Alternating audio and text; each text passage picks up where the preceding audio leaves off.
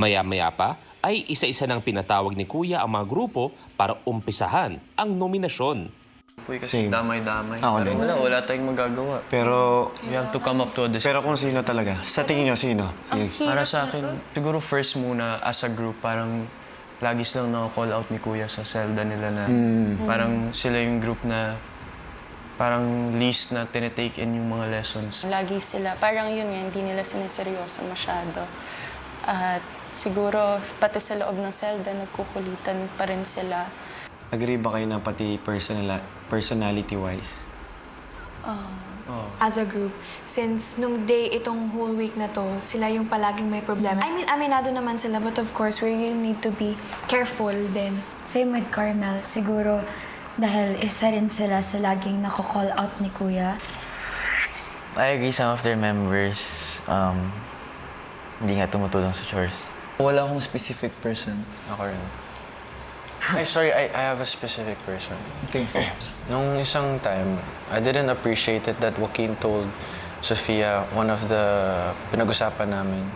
So sinabi niya dun sa kay Sofia yung nasabi ko about Sofia instead of telling me first about what I did wrong or if I did something wrong. And I didn't appreciate that, which is why parang my vote goes towards the blue team. But of course, that's me. And we have to all have a decided decision. Share ko. Yes, Go. please. Akin, ayoko lang yung akala ni RC like, he can boss me around. Oh! Kasi napapansin ko rin nila lagi like, Fred, shut up, please. I'm talking. Like, I don't like that.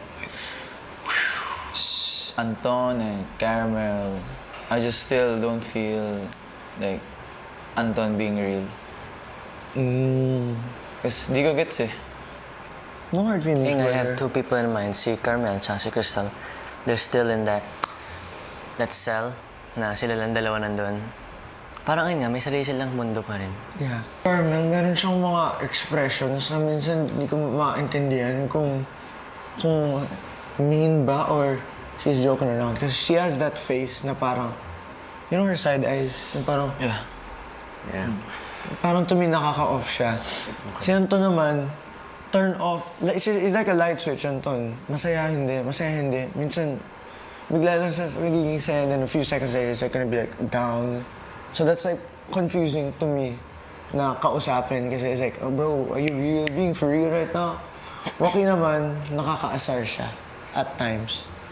Okay. So it's either nung vote out mo yung nakakaasar o yung hindi mo alam kung nagpapakatotoo.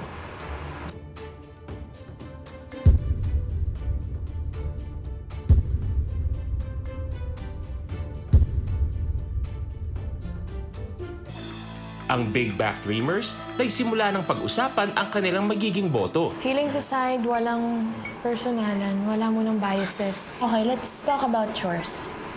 Sino sa tingin niyo ang housemate na, yes, gumagawa ng chores, pero hindi talaga consistent?